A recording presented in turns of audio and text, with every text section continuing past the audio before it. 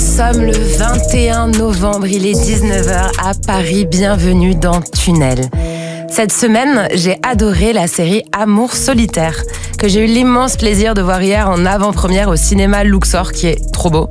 Une série dans laquelle jouent plusieurs acteurs qu'on a pu recevoir ici, comme Maxence Danet-Fauvel ou Sausan Abès, d'autres que l'on recevra bientôt. C'est comme ça que je lance mes invitations maintenant. Un petit bijou qui fait du bien dans l'hiver, adapté de la merveilleuse page et des merveilleux livres de la non moins merveilleuse Morgane Hortin. Cette semaine, j'ai détesté la neige. Je suis désolée, vraiment désolée pour ce qui va suivre, car j'ai vu certaines personnes autour de la table se réjouir de voir de la glace pilée tomber du ciel en cette belle journée de novembre. Mais pardon, je ne me souviens pas d'avoir acheté un ticket pour Holiday on Ice sur un jour de travail. Pourtant, mes talons glissent dans la bouillasse de cette neige, même pas capable de tenir au sol. Pardon, on est dans Heidi ? Est-ce qu'on est dans un téléfilm de Noël ? Peut-être du coup que l'être exceptionnel qui partage ma vie va surgir dans ce studio et me demander en mariage, on sait pas. Ok, j'arrête l'aigreur. En vrai, on dirait quand on y regarde de près des plumes qui tourbillonnent. Mais sachez que le froid brûle mes blessures. Et c'est pas une métaphore, c'est premier degré. Je suis vraiment blessée. Ça fait 15 fois qu'on vous dit de regarder le live vidéo de cette émission plutôt que de seulement l'écouter.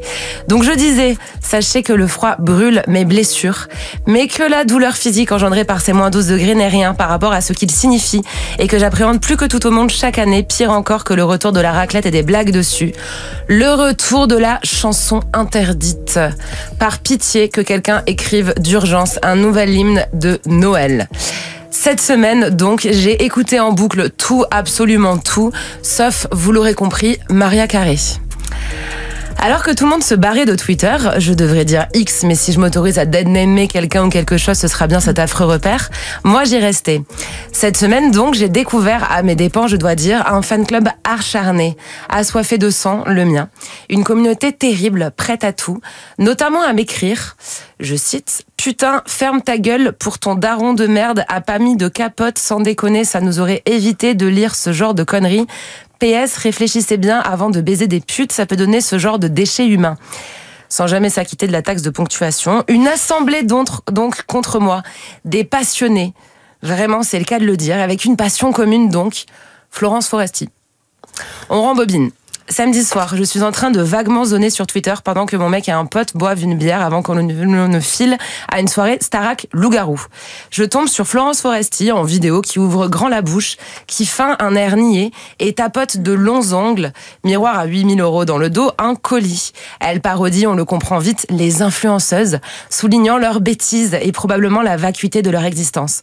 En repensant à son dernier spectacle que j'avais commencé puis arrêté, perplexe devant ces parodies inexactes du féminisme, à une heure où il n'est pas franchement très malin de donner du grain à moudre à ses détracteurs, puisque des centaines de femmes, on le rappelle, meurent toujours chaque année sous les coups de leur conjoint ou ex, puisque la majorité des femmes subissent toujours des violences sexuelles au cours de leur vie, puisqu'une personne sur 10 en subit toujours dans l'enfance, et puisque, ma foi, nous ne sommes toujours pas arrivés à une franche situation d'égalité réelle dans une société dont nous sommes toujours personnages secondaires au lieu de partager la vedette, j'ai eu à mon tour quelques mots à dire. Certes influenceuse, donc sûrement un peu conne, mais plutôt véloce, j'ai tapé ces quelques mots sans avoir la franche envie, en ce samedi soir, où je le rappelle donc j'étais attendue pour la rediff de la Starac, d'en accorder plus à une Florence Foresti qui nous déçoit crescendo. J'ai donc écrit « Pourquoi elle ne se moque jamais des hommes ? Vous avez 4 heures. » Point barre. Puis j'oublie et je vaque à ma soirée. Quelle n'est pas donc ma surprise ? Le lendemain soir, m'endormant après un dimanche paisible, de me faire insulter sur Instagram à propos de Twitter, avant d'aller du coup voir ce qui s'y passe et découvrir le pot aux roses. Des millions de vues sur mon tweet, des milliers de commentaires, des centaines d'insultes, une note me signalant que si, elle s'est déjà moquée des hommes en me citant un sketch de 2010, et une réprimande signée Christophe Beaugrand. Pourtant ma star du quotidien chaque fois que sonne l'heure de Secret Story. Évidemment, il a été bien plus beau, grand et courtois que ceux qui m'ont dit, je cite, il y en a des centaines, peut-être plus, en plein week-end avant de repartir à leur vie. Je cite, juste une conne qui a voulu faire le buzz sur un sujet qu'elle ne connaît pas. Je cite encore, ma pauvre Anna, va vomir ta misandrie ailleurs. Je cite encore, la frustration c'est une chose, mais la mauvaise foi et la bêtise à ton niveau ça devient affligeant. Je cite encore, MDR, faut vraiment être une grosse frustrée de la vie pour dire ça. Je cite encore, sale folle, je cite encore, influenceuse débile, je cite encore, néo-féministe, je cite encore, aigrie et nombriliste. Je rappelle que j'ai tweeté, pourquoi elle ne se moque jamais des hommes, vous avez 4 heures. Mais j'apprends de mes erreurs, toujours la même, d'oublier que ma parole est publique. Aussi, la prochaine fois, je développerai un peu mon questionnement. Pourquoi une femme si talentueuse et durable, comme Florence Foresti, qui a super bien réussi dans son domaine, qui a inspiré plein d'autres meufs, qui a fait rire des centaines de millions de Françaises et Français sans jamais être réac, priorise un beau jour, dans ses blagues, les égratignures aux féministes, alors que tout le monde devrait l'être, c'est juste le b.a.-ba de la décence, comme dans son spectacle Boys, Boys, Boys, que j'avais arrêté de visionner en cours pour cette seule raison, ou pourquoi encore cette dame choisit pour cible des influenceuses déjà caricaturées de partout, comme si c'était le degré ultime de la subversion, de tirer sur des ambulances. Mais il faudrait plus que des tweets en vérité pour répondre à cette question sans s'en prendre bêtement à celle qui la pose, parce que franchement, je crois que j'ai eu ma dose, ni à celle qui la suscite, Florence Foresti, dont la longue carrière n'est pas définie par ce momentané virage Laurent Gérard. Alors ce soir, prenons 2 heures pour parler ensemble. Pour creuser toutes ces interrogations sur la femme et comment on en parle. Est-ce que ces 2 heures seront suffisantes ? J'ai la chance en tout cas de réunir ce soir 4 personnes particulièrement qualifiées en la matière, chacune par la place qu'elle occupe dans la société. Malou Kevezi parce qu'actrice, Deiring Tia parce qu'influenceuse, Racha Belmedi parce qu'autrice et Alicia Ailes parce que Miss France 2017, mais pas que. Je précise d'ailleurs que l'intro a été écrite avant qu'Alicia ait un souci de dernière minute et elle vous prie de l'excuser de son absence. En tout cas, ensemble, avec Malou, Manon et Racha, nous allons réfléchir ensemble à ce que c'est que la superficialité, au code de la femme bien, aux injonctions des autres femmes, des hommes, de la société. On va discuter télé-réalité, rivalité, beauté et peut-être aussi liberté. Merci d'avoir déjà écouté ce tunnel préalable. Et on commence par toi, Malou. Malou Kevezi. Est-ce que je prononce bien ton nom de famille ? Kebisi, oui. Kebisi, pardon. Malou Kebisi, tu es née en 2003 et tu travaillais en restauration chez toi dans le sud de la France lorsque tu as répondu à une annonce de casting postée sur les réseaux sociaux et tu as décroché le rôle de Liane, personnage principal du film Diamant Brut, réalisé par Agathe Riederger, en compétition officielle lors du Festival de Cannes 2024. Tu as reçu pour ce rôle plusieurs prix d'interprétation, dont celui du Festival de Namur, et tu te prépares à jouer plusieurs rôles en 2025 dans des séries et films. Et je dois dire que ce film, je te l'ai dit en coulisses, est exceptionnel. Bravo, tout est fort et tout est beau. Merci. Bienvenue Malou. Merci beaucoup, merci pour l'accueil. À mes côtés également Deiring Tia, Manon Deiring Tia. Donc, tu es une créatrice de contenu engagée sur YouTube, Instagram et TikTok, des réseaux sociaux où tu partages énormément, sans jamais rien t'interdire, on le sait. Aucun sujet, ni aucune critique, toujours distrayante sans jamais être chiante, mais tu ne fais pas que ça.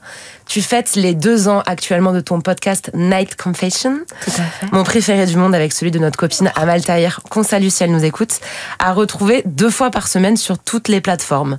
Donc une autre big boss à ma table en somme. Bienvenue Manon. Merci beaucoup Anna. Et enfin, à nos côtés ce soir, Racha Belmedi, tu as passé une enfance nomade entre l'Algérie, la Côte d'Ivoire, la Russie, avant de poser tes valises à Paris pour étudier le journalisme. Alors avant que les écoles d'ailleurs de Paris ne commencent à être achetées par des milliardaires fachos. Bien avant. Après 10 ans à exercer ce métier en dents de scie, tu as puisé dans ton expérience pour écrire Rivalité non féminin, ton premier livre absolument essentiel, et on va beaucoup en parler ce soir, paru en 2022. Ton second livre, quant à lui, À votre service, est paru en février de cette année et s'inspire de tes jobs alimentaires passés. C'est tout à fait ça, merci. Je vais prendre le temps maintenant de boire une petite gorgée d'eau avant de commencer cette longue discussion qui va être, je vous l'assure, passionnante. Tout de suite sur Move, c'est les Soho Dolls. Bang, bang, bang, bang. Et bienvenue dans Tunnel. Eh bien, mes très chers Manon, Racha et Malou, nous allons rentrer directement dans le vif du sujet. Il y a une personne ici qui est déjà venue dans l'émission, donc qui sait qu'en général, on part sur une question très très vague dès le début. Mais c'est comme ça. Qu'est-ce que c'est pour vous que la superficialité ? Waouh, c'est philosophique dès le début. Je dis plus, vous avez 4 heures parce qu'on a vu, ça m'a porté malheur sur Twitter, donc maintenant j'évite un petit peu. Il y avait quelqu'un qui voulait répondre par là-bas. Non, je crois que récemment, j'ai regardé la définition sur Google, justement. Et je crois que c'était un truc du style tout ce qui n'est pas essentiel. En gros, ça partait un peu d'un truc comme ça, mais du coup, on se rend compte que la définition dans l'imaginaire collectif a grave dérivé, parce que ça peut être hyper essentiel d'être coquette et de... Bien sûr. se maquiller, par exemple, ce qui peut être considéré immédiatement comme de la superficialité. Ouais, mais c'est ce qui fait vraiment que la définition de la superficialité, elle va vraiment différer d'une personne à l'autre, quoi. C'est-à-dire que moi, si je vois une personne qui va, je sais pas moi, qui va être docteur spécialisé en Spice Girls, quoi, je vais dire mais oui, mais vas-y, carrément, il y a tellement de choses à faire, à dire, quoi. Ouais. Alors que d'autres vont dire bah non, c'est superficiel, enfin c'est pas de la musique qui est validée par les grandes instances, n'est-ce pas? Donc ouais, voilà, la définition, comme tu dis, elle va vraiment différer. Enfin, moi, je pourrais considérer que c'est tout à fait essentiel justement d'avoir cette forme de coquetterie, d'avoir une féminité assez affirmée, quoi. Et pour d'autres, ça va tout de suite être une façon de disqualifier finalement les femmes, quoi. Parce que j'ai quand même l'impression que c'est un terme qu'on va pas appliquer aux hommes. Moi, j'ai rarement entendu parler d'hommes en ces termes-là, quoi. C'est souvent les femmes qui sont superficielles parce qu'elles aiment leur féminité, parce qu'elles aiment la performer, parce qu'elles aiment le make-up. Et c'est ça qui est fou, c'est que justement, comme tu disais, les définitions, elles vont différer de chaque personne. Perso, je l'ai jamais rattaché aux femmes.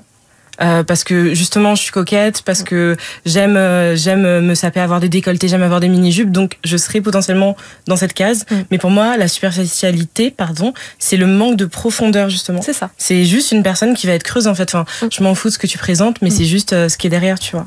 Donc ouais. Et est-ce qu'il n'y a pas en plus, là on parlait de coquetterie, un espèce de paradoxe, on est dans une société où, d'autant plus avec l'essor des réseaux sociaux, mais c'était déjà le cas avant, en fait, ça a toujours été. Il y a des exigences physiques, vestimentaires, etc., qui sont très fortes sur les femmes, où justement, une femme qui n'est pas belle, limite, elle va pas être considérée, elle va être invisible, en fait. Et on le voit d'ailleurs, beaucoup de femmes prennent la parole sur le fait que dès lors qu'on vieillit dans nos sociétés, on n'est absolument plus considéré en tant que personne.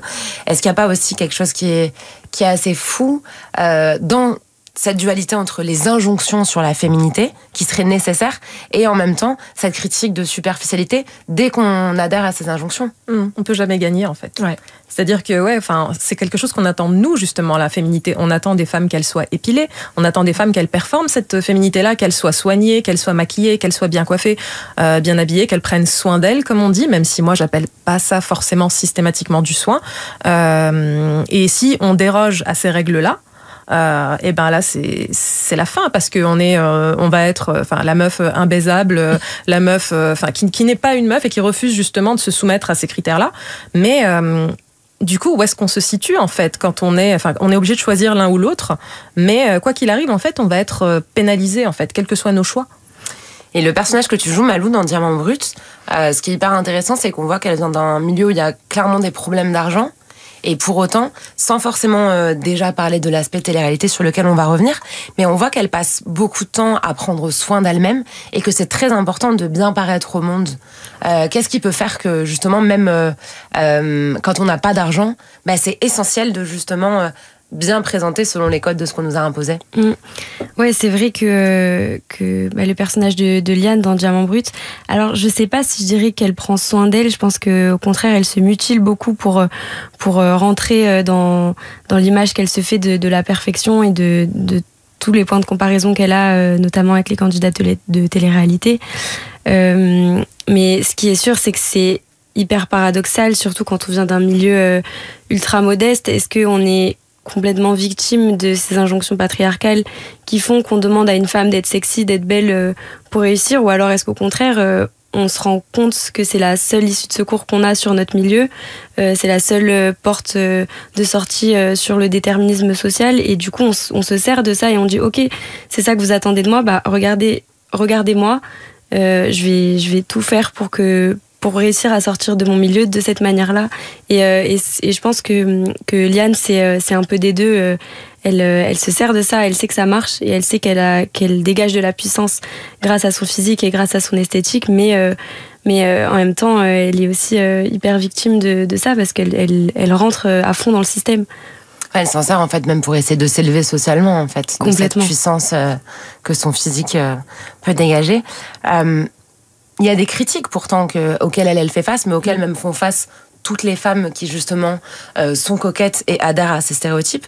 C'est quoi les critiques et même les sanctions d'ailleurs implicites qu'il peut y avoir dès lors qu'on sort du chemin établi, qu'on devient trop féminine, qu'on a fait de la chirurgie mais que c'est visible.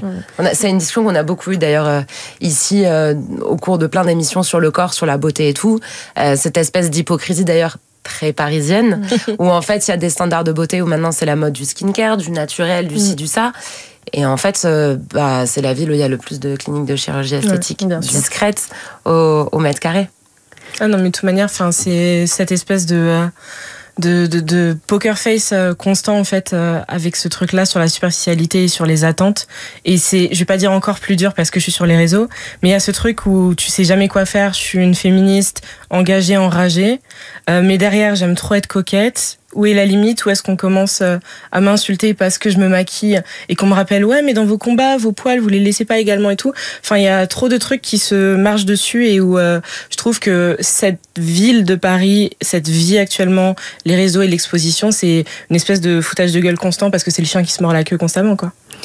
Les sanctions qu'il peut y avoir justement sur des femmes qui sont perçues comme superficielles et trop coquettes. T'en parles beaucoup dans ce livre Rivalité non féminin.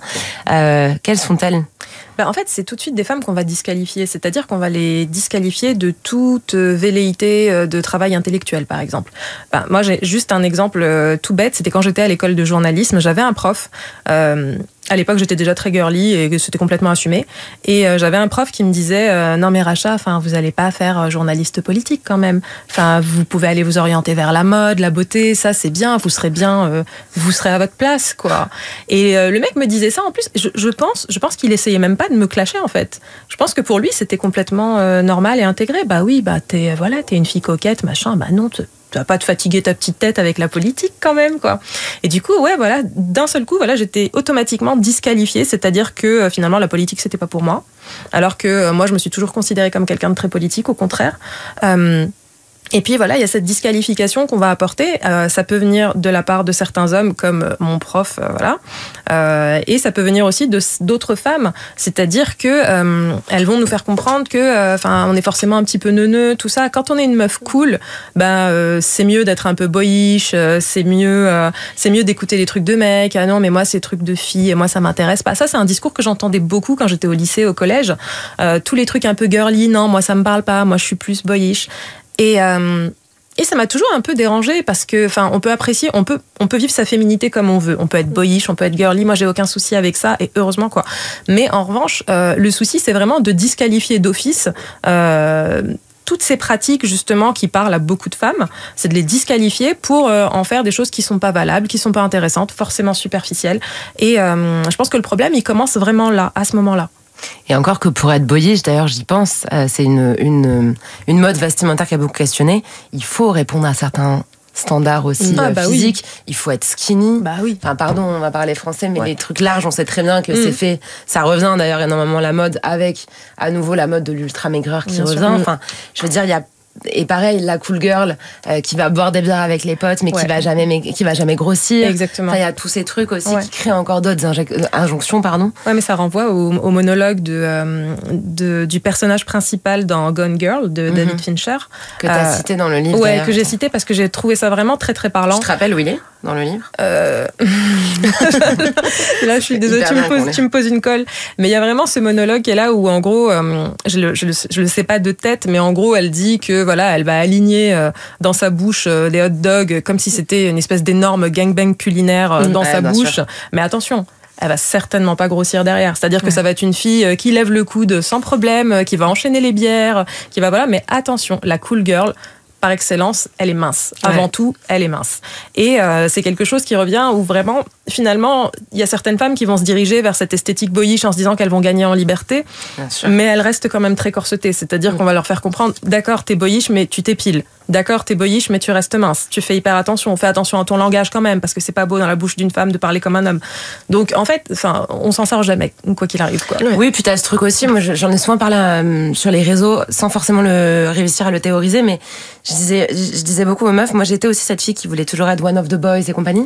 Et en fait, tu vas être protégée par ton équipe de garçons, ça c'est vrai, ils vont peut-être te considérer comme un des garçons, mais t'inquiète pas que quand il y aura leur bande de copains qui te connaissent pas, tu seras toujours vue comme une fille aussi. Et peut-être que tu pourras être victime de leurs agressions, ils vont pas forcément plus te respecter quand tu vas sortir avec l'un d'entre eux. Tu restes une fille. Je veux dire, c'est comme les meufs qui s'engagent dans des mouvements misogynes ou les personnes racisées qui s'engagent à l'extrême droite. Je veux dire, il y a un moment, tu restes qui tu es et ça va pas te protéger longtemps. Non, c'est clair, tu feras pas partie de la bande en fait. Et c'est quoi du coup être une meuf bien? C'est être un homme, je crois. Je crois que c'est être un homme, en fait. Être une meuf bien, finalement, c'est quand même... déjà, encore une fois, c'est des définitions qui varient selon les personnes.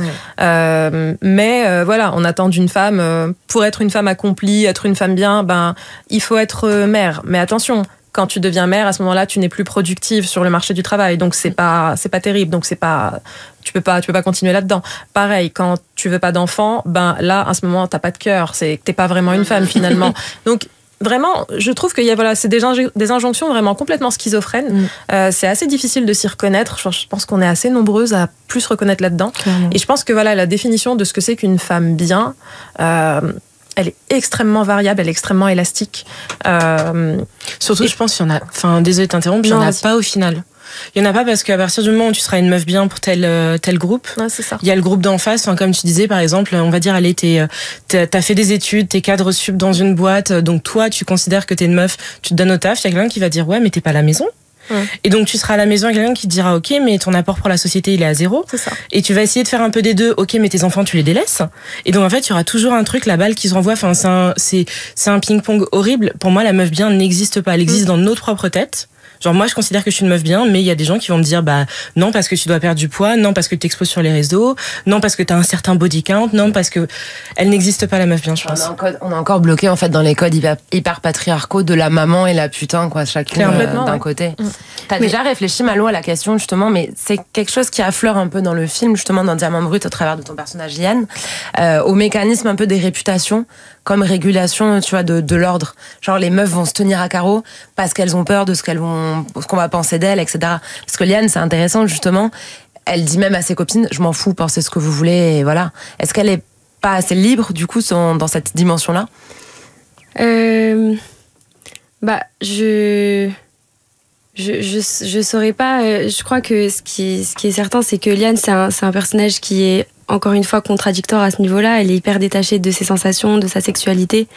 Et du coup, elle est vraiment dans le plaire. Elle veut plaire aux autres, mais en revanche, elle veut pas séduire. C'est de la séduction, ça se fait à deux. Et elle est vraiment dans plaire aux autres sans séduire. Donc là-dessus, je crois qu'elle a aussi une forme de liberté. Parce qu'elle a quand même son caractère qui fait qu'elle dispose vachement d'elle-même et elle a pas peur, je crois, des autres et de ce qu'on pense d'elle. Et ça, je crois que c'est déjà une énorme force.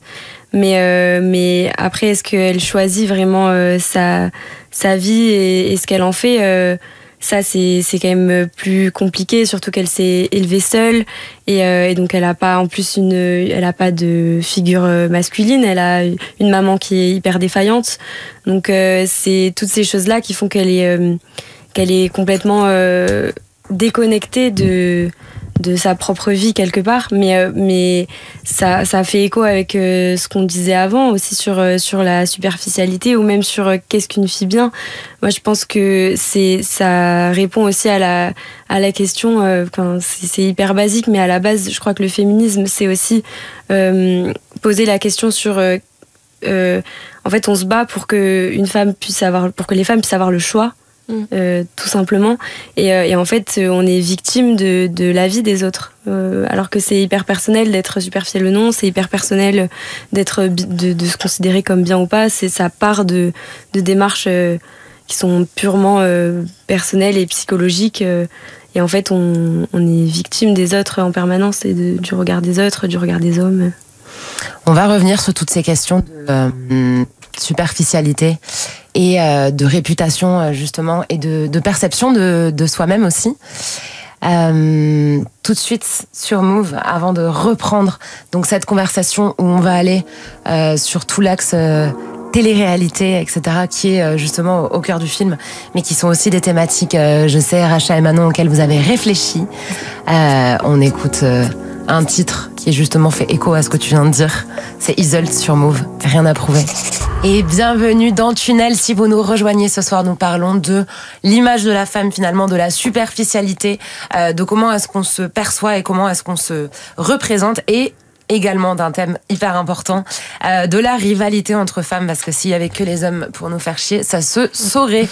Ce soir, je suis entourée pour en discuter de Malou Kevizi, Racha Belmedi et Daring Tia. Manon Delcourt, on peut quand même aussi, tu vois, redonner à César son nom. Pourquoi est-ce qu'on utilise l'insulte de superficialité sur une femme en première intention? Ah bah c'est pour la disqualifier immédiatement. C'est pour la limiter finalement dans ce qu'elle est capable de faire, dans ce qu'elle est capable de produire, de penser. Et finalement, ça permet que ce soit un peu chasse gardée pour d'autres types de profils, à savoir les hommes. Et qu'est-ce que ça veut dire en fait qu'est-ce qu'on veut dire en sous-texte d'une femme quand on dit elle est superficielle? Souvent il y a d'autres choses aussi peut-être. Ouais, une accusation, enfin en superficialité, c'est vraiment une façon de faire comprendre aux femmes finalement que elles ont une place et qu'il faut qu'elles restent à cette place-là. C'est-à-dire que on va leur dire ouais mais comme mon prof à l'école de journalisme, c'était reste à ta place. Laisse la politique aux grands garçons. Toi, t'es mignonne. Tu vas te limiter à ce que tu connais. Tu vas te limiter au maquillage et tout ça. Et puis, ce sera très bien. Mais moi, je trouve pas ça problématique en soi parce que j'estime que ce sont déjà des sujets politiques, le maquillage et la mode, quoi. C'est incroyablement politique et il faut vraiment être assez limité pour penser ça. Mais quand ça vient d'un homme finalement en position d'autorité, là, le sens va changer directement, quoi. Manon, pour toi, le maquillage et la mode, c'est politique? C'est hyper politique. Ça l'a toujours été. C'est pas genré, contrairement à ce que les gens croient justement. Et c'est pour ça aussi que c'est politique encore plus aujourd'hui. La mode, enfin, il n'y a pas besoin de parler d'appropriation culturelle de toute manière pour déjà que ce soit politique. C'est hyper politique. C'est hyper politique et vouloir justement rabaisser les femmes à uniquement ça, c'est déjà avoir zéro connaissance sur ces sujets-là. Et encore une fois, comme on dit, enfin, c'est des gens qui n'ont pas de profondeur et qui essaient de te faire rentrer dans des cases, dans un moule. T'es une femme, tu te définis par ce à quoi tu ressembles et t'es rien de plus. Mais ouais, c'est hyper politisé. La mode, c'est un objet de la pop culture qui est hyper politique, mais il y en a un autre sur lequel j'aurais besoin qu'on s'étende un petit peu. Constance Villanova, que vous connaissez si vous écoutez Move, a écrit un super bouquin là-dessus qui s'appelle Vivre pour les caméras, ce que la télé-réalité a fait de nous. Parce que la télé-réalité, finalement, est influencée par la société et vient influencer la société. Donc ça en dit énormément. Malou, ton personnage, donc Liane dans Diamant Brut, veut faire de la télé-réalité. Elle veut s'élever socialement par ça. Elle veut être reconnue et elle n'en démord pas. Elle fera de la télé-réalité. On va écouter un extrait de ce film de Diamant Brut. Ça va, rigole, je vais devenir la Kim Kardashian française, tu vas voir. T'auras intérêt à faire croquer. Tu es aussi fausse que mes seins, toi, en fait. Tu te moquais bien de mes castings, hein. Ça, c'était pour rire, fais croquer, qu'est-ce que t'as, Kim, en carton que t'es, hein. Mais tu es une dinguerie, toi, en fait. Si tu veux des sous, tu refais les supermarchés, frère. Du moins là, t'es sérieuse, là? On est collègues de galère, toi et moi. Mon sang, je le donne pour toi. Ah, je travaille personne, moi, d'accord? Mon destin, je le travaille. Le reste, c'est Dieu qui donne, frère. Malou, c'est ton personnage, donc Liane, qui parle avec ses copines. Qu'est-ce qui se passe à ce moment-là, en fait, dans cette scène? Dans cette scène, je viens de passer un casting pour une émission de télé-réalité, Miracle Island. C'était le rêve de Liane, de passer ce casting, de l'avoir encore plus, bien sûr, mais on attend avec elle tout au long du film. Il se passe que ça commence à marcher, que Liane elle commence à avoir des abonnés parce que ça fait longtemps qu'elle lâche pas, qu'elle bosse et du coup ça crée un peu des jalousies parce que tout d'un coup ça elle prouve qu'elle y arrive et qu'elle a raison d'y croire.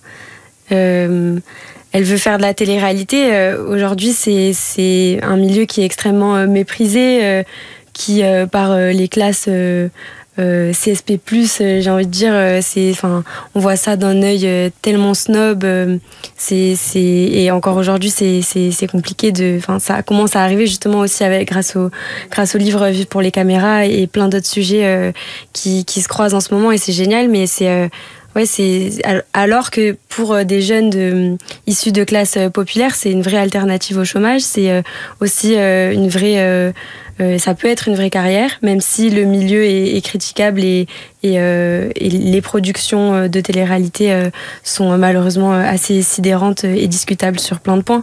Mais du point de vue des candidats, ça reste une vraie option aujourd'hui. Ça peut être une issue en fait pour s'élever socialement et faire carrière, quoi. Complètement. Je crois que il y a aussi l'égalité des chances qui joue beaucoup à ce niveau-là. Et en fait, je pense qu'il y a plein de jeunes femmes qui viennent de petits endroits pauvres où on les regarde pas, où on leur donne pas leur chance, qui ont des choses à dire, qui ont aussi une grande intelligence, qui ont aussi envie d'être regardées, d'être aimées, et qui du coup, la télé-réalité, ça leur permet de faire un bond social énorme qui est indéniable. Pour toi, les candidates de télé-réalité, elles sont puissantes? Ou en tout cas, tu as des figures en tête qui sont puissantes? Bien sûr, il y a alors évidemment des candidates qui se font complètement écraser par le système et je comprends parce que c'est un système qui est hyper violent, qui véhicule beaucoup de valeurs horribles comme la culture du viol, le harcèlement, la compétitivité.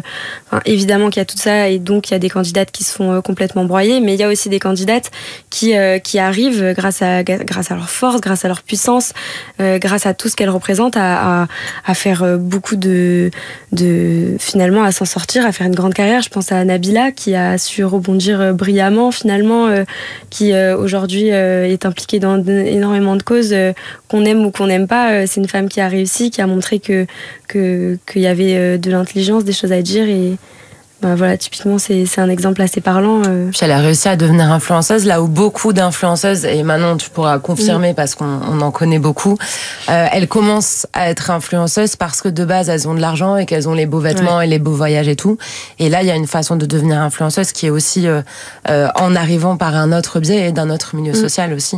Oui, complètement, elle a réussi à accéder à sa carrière, à faire ce qu'elle veut. Maintenant elle est hyper libre dans sa carrière grâce à la télé-réalité et elle a réussi à rebondir d'une manière qui a fait en sorte qu'elle ne s'abîme pas trop, en tout cas j'ai l'impression.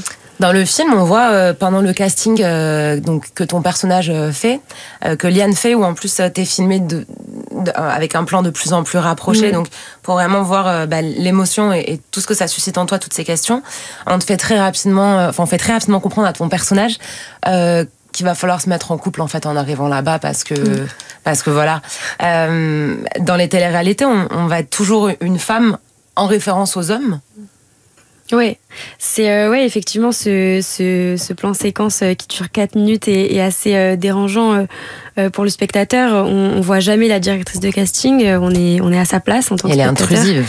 Elle est hyper intrusive et effectivement, à ce moment-là, une jeune femme qui est face à elle, c'est sa chance, c'est sa seule chance. Donc évidemment, une candidate va être hyper vulnérable à ce moment-là. Et de toute façon, les productions de ce genre d'émissions dites de divertissement, mais qui en sont loin, utilisent justement des candidats qui viennent de ces milieux sociaux-là pour pouvoir ensuite les instrumentaliser à leur guise, pour pouvoir créer du buzz, pour pouvoir attirer une audience qui va les mépriser. Ça, de toute façon, c'est du mépris de classe.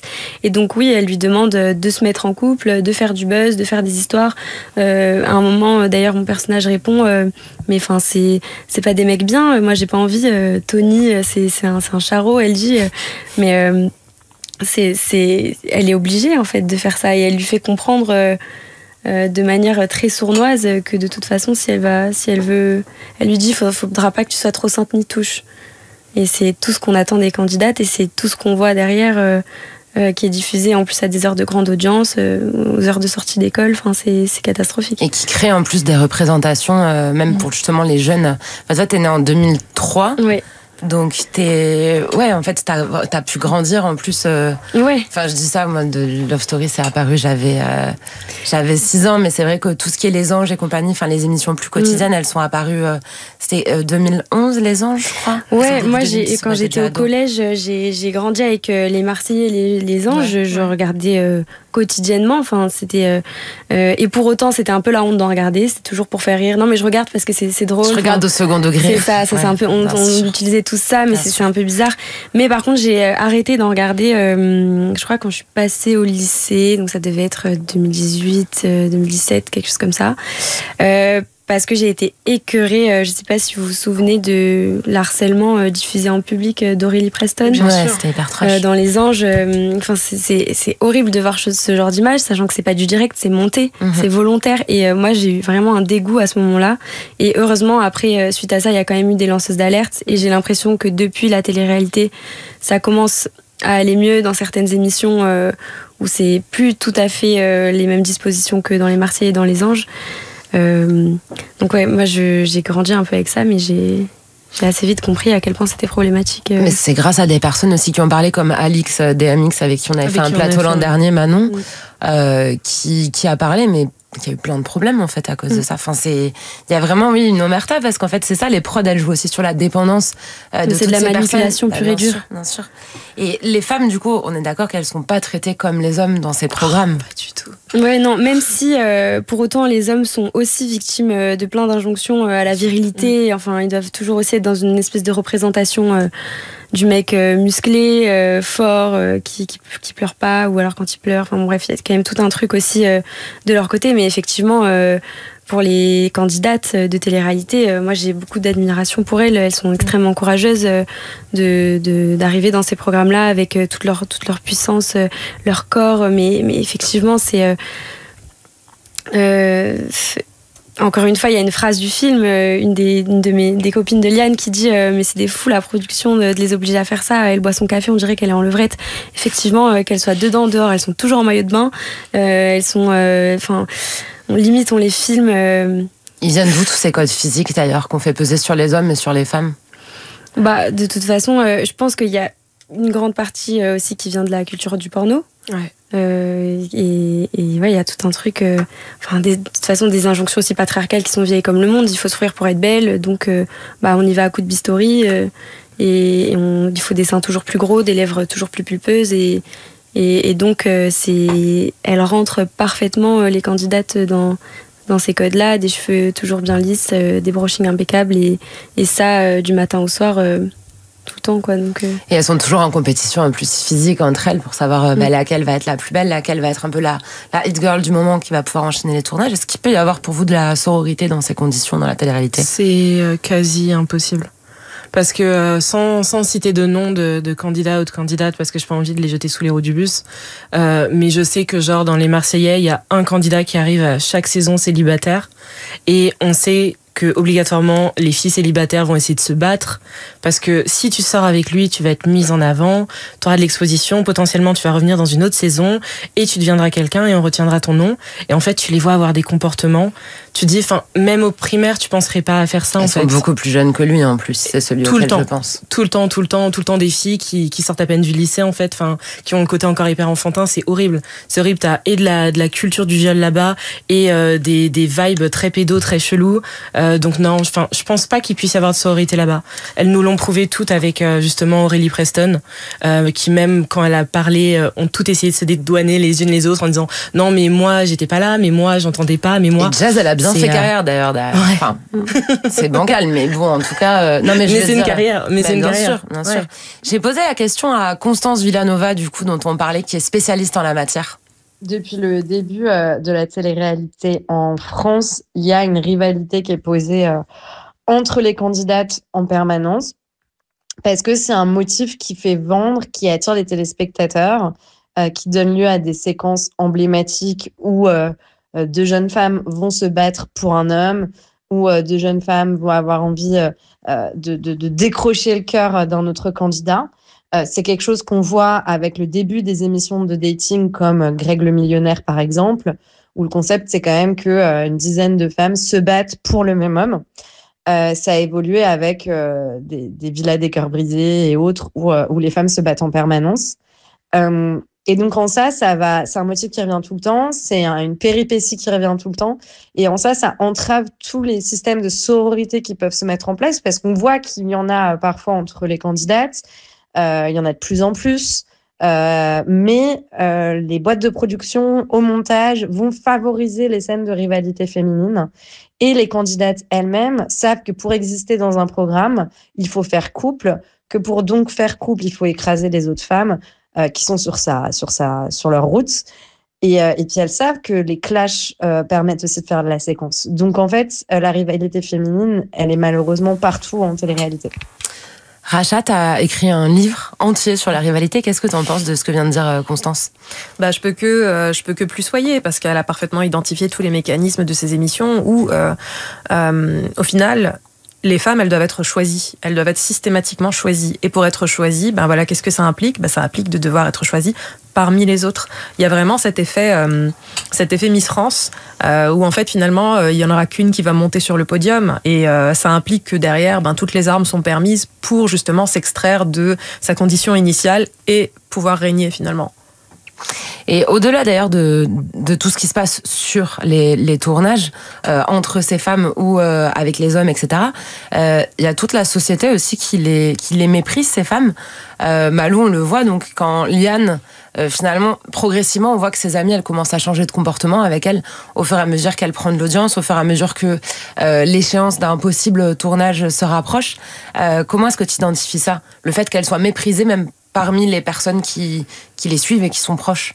Ouais, après, il y a aussi son côté à elle, où elle devient tellement aussi de plus en plus omnibulée par son objectif qu'elle-même devient méprisante vis-à-vis de ses copines. Elle leur dit quand même, de toute façon, vous avez des vies de daronnes et d'ouvrières, donc elle aussi, elle participe à ce truc-là, mais ce qui est sûr, c'est qu'il y a de toute façon un manque de sororité, même si je pense qu'il y a toujours de la sororité partout. Enfin, moi, j'y crois un peu à ce truc-là, mais c'est un peu utopiste, j'en suis consciente.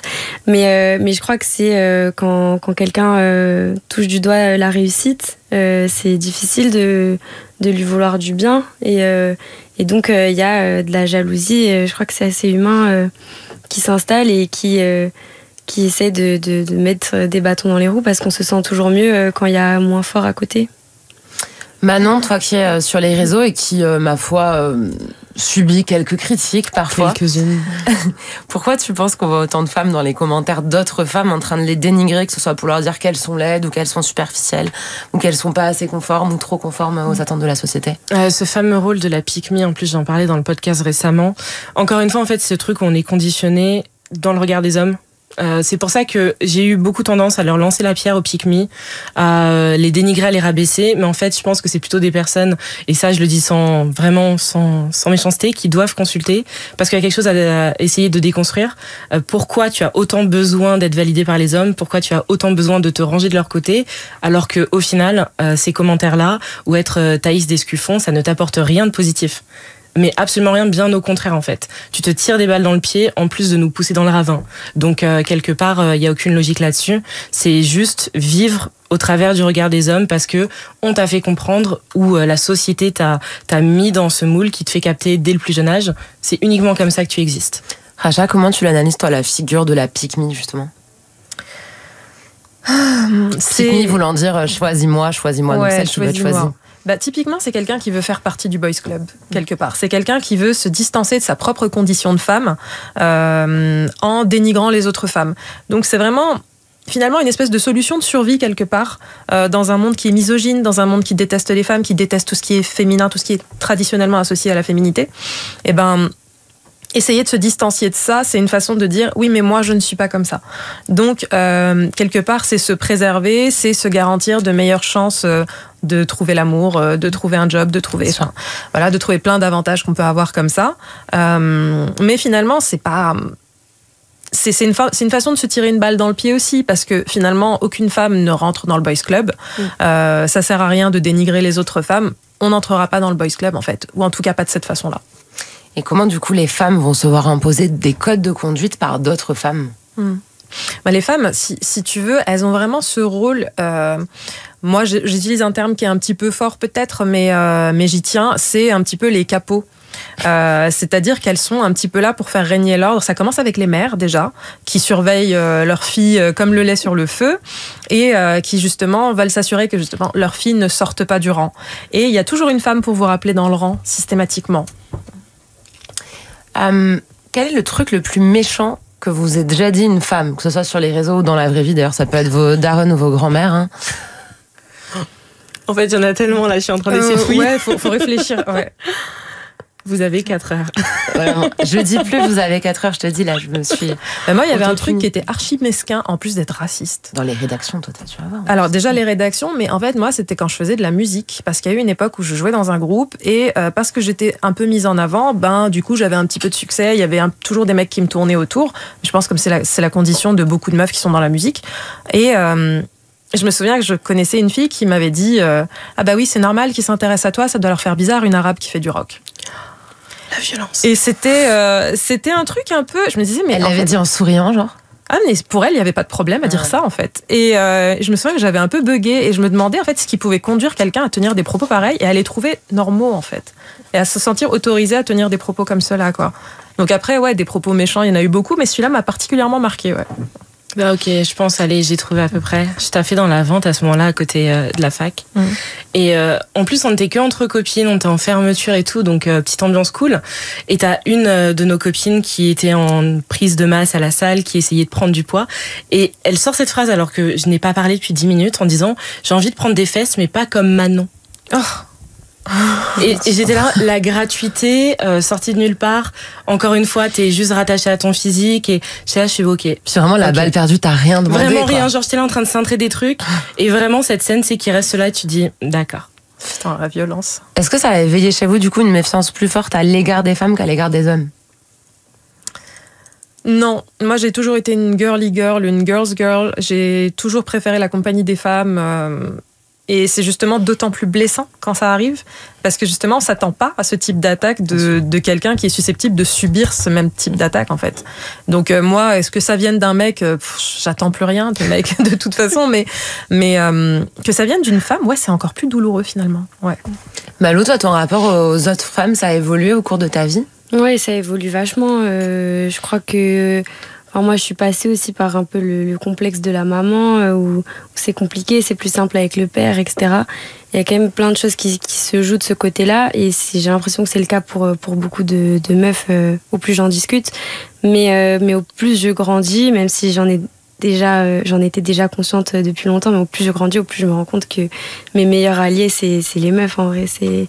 Enfin, je me sens en sécurité, on se rejoint sur tellement d'endroits, on a vécu tellement les mêmes choses, et malheureusement aussi le fait qu'on soit victime beaucoup de la violence, des violences faites aux femmes, on en a quasiment toutes vécu, et du coup c'est aussi une comfort zone où on peut parler librement, et ouais, c'est mes alliés de ouf.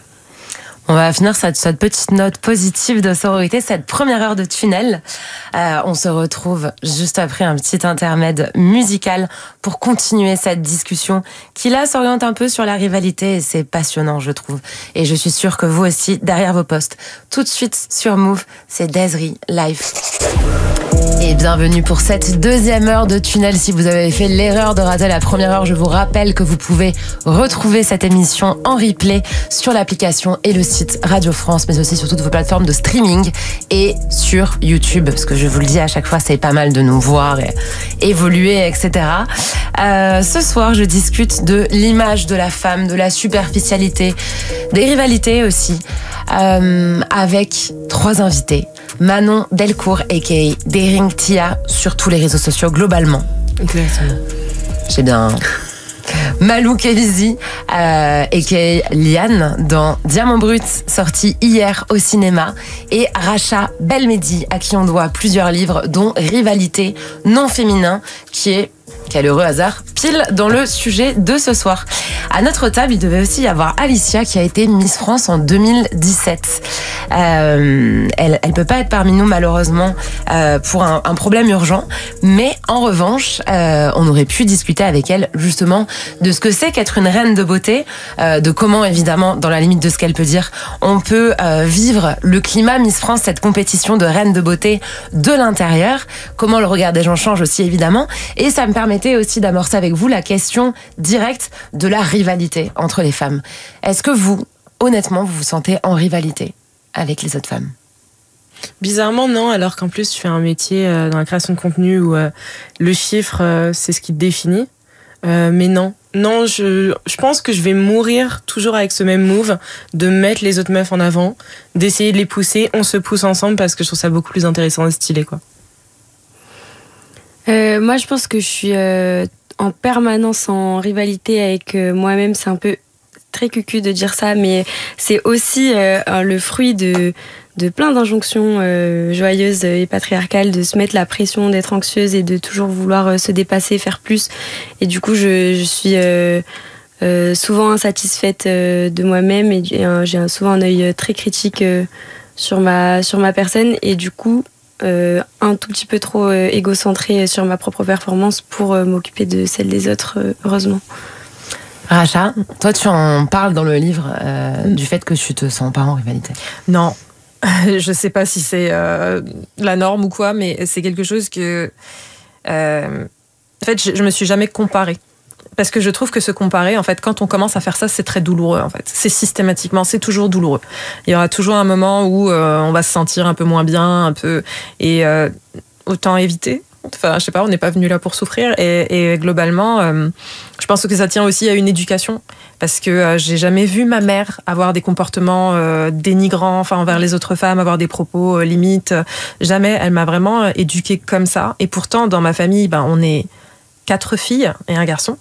Et non, je pense qu'il y a vraiment une force dans l'éducation qu'on a eue où vraiment on avait chacun notre singularité et en fait on comprenait qu'il y avait de la place pour tout le monde. Et je pense que c'est quelque chose qui reste à l'âge adulte. Et je pense que c'est aussi une volonté de maintenir ce type de fonctionnement en refusant justement de se comparer. Moi personnellement sur Instagram par exemple, je vais pas me faire du mal et suivre des personnes que je pense être mieux que moi. Je vais pas aller suivre les mannequins Victoria's Secret. Je vais pas suivre ces meufs là. Alors peut-être qu'elles ont du contenu intéressant ou quoi, mais j'ai pas besoin de ça dans ma vie en fait. Donc je préfère éviter et me protéger d'une certaine manière. Voilà. Instagram, vous, ça vous met dans le mal d'ailleurs. Enfin, nous en plus on bosse dessus, mais ça te met dans le mal au quotidien. Ouais. Alors donc que là-dessus, par phase. En plus, ce qui est drôle, c'est ce que Racha disait, c'est pile ce que je conseille tout le temps aux gens. Ne followez pas des comptes qui vous mettent dans le mal, alors que c'est ce que je fais. Parce que moi, je me sens pas en compétition avec les autres femmes, mais par contre, je me compare constamment parce que je les vois. La majeure partie en tout cas mieux que moi. Ouais mais regarde, elle a le corps que j'avais il y a genre 2-3 ans. Ouais mais regarde, sa bouche elle est magnifique. Ouais mais regarde, t'as vu la thune qu'elle doit avoir pour aller à ces endroits-là. En fait je les trouve toutes super bien, mais c'est pas non plus hyper positif. Instagram c'est un lieu démoniaque pour moi, ouais. Après le problème sur les réseaux sociaux, et je pense que c'est quelque chose que tu dis très souvent à tes abonnés comme je peux le faire aussi, en fait on compare le meilleur de la vie d'autres personnes. En fait, on voit 1 pour 1000 quand nous, on est dans des situations d'inactivité et c'est pour ça qu'on est sur les réseaux. Donc évidemment, la comparaison est compliquée. Malou, toi, tu fais partie d'une génération qui a vraiment grandi avec les réseaux sociaux. C'est quoi ton rapport à Instagram, justement ? Moi, j'ai Instagram depuis que j'ai 12 ans. Donc c'est assez choquant, je crois, avec le recul maintenant, surtout que du coup la génération Z, comme on nous appelle joyeusement, c'est aussi une génération qui a été éduquée par les boomers, qui eux n'ont pas du tout eu internet dans leur jeunesse et du coup ne sont pas en capacité de poser un cadre et de comprendre aussi. Donc on est très voués à nous-mêmes sur ces plateformes et les réseaux sociaux c'est une espèce de répulsion, attraction pour Instagram où c'est de toute façon il y a effectivement une tyrannie de l'image, c'est hyper binaire, il n'y a pas de place à la nuance, c'est soit on aime soit on déteste et donc et en plus les algorithmes de plus en plus nous enferment dans nos propres bulles, dans nos propres manières de penser. On est finalement très peu ouvert sur le monde alors que c'est un peu la base d'internet, de pouvoir accéder au monde entier et en fait avec les algorithmes on est enfermé donc mais en même temps, je l'utilise quotidiennement. Je fais hyper attention à ce que je poste, à ce que je dis. Donc, je participe à ça aussi. Mais je peux pas m'en passer, je crois. Et là, toi, Malou, en rentrant justement dans cette cour des espoirs, des révélations du cinéma français, tu la sens justement, cette rivalité qui va pas forcément venir de toi, qui peut aussi venir des équipes On me le rappelle un peu, alors que... Je viens quand même d'un village où il n'y avait pas de cinéma, où il y avait 11 000 habitants dans le sud de la France. Donc voilà, pour moi, de faire partie en gros des 15 actrices révélées, même si évidemment c'est à prendre avec des pincettes le chant Tu vas des. être trop fière de toi quand même. Ouais, non, c'est clair, mais le chant des meufs talentueuses dans ce milieu, il est énorme. Mais de faire partie de ces trucs-là, c'est tellement ouf pour moi et c'est tellement inespéré aussi. Mais malgré tout, quand je poste en story que je reposte la publication de l'Académie des Césars avec mon nom dedans, et je suis en mode hyper contente. Mais il y a quand même des gens qui me disent maintenant faut gagner. Je suis là en mode gars, en fait, tu te rends tellement pas compte déjà du chemin parcouru, de ce que ça représente pour moi aussi d'être à côté de toutes ces jeunes femmes qui travaillent énormément aussi pour être là. Enfin, c'est déjà énorme et donc oui, on me le rappelle un peu, mais je crois que ça va. C'est tellement beau en fait d'être dans cette sélection que je me protège sur les gens qui en veulent toujours plus.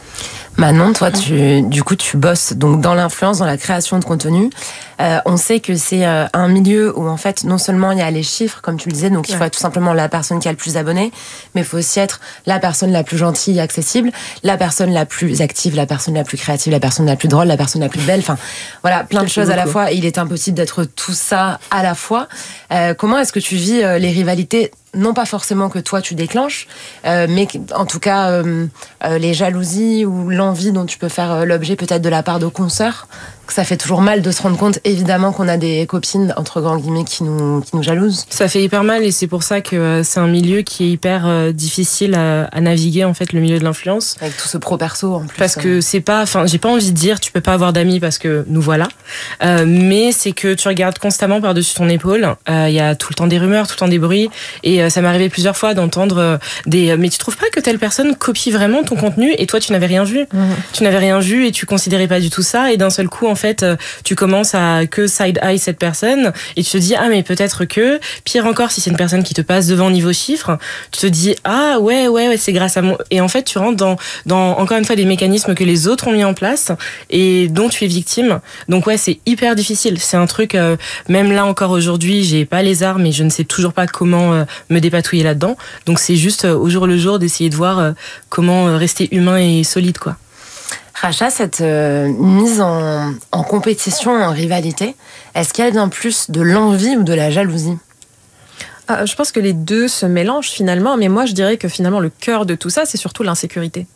Parce que les femmes se construisent dans l'insécurité, elles sont en insécurité permanente, on leur fait toujours comprendre qu'elles ne seront jamais assez, jamais assez belles, jamais assez jeunes, jamais assez minces. On leur fait comprendre ça en permanence et du coup, c'est assez difficile de se construire dans une sécurité totale qui fait qu'on ne sera pas en rivalité avec d'autres personnes.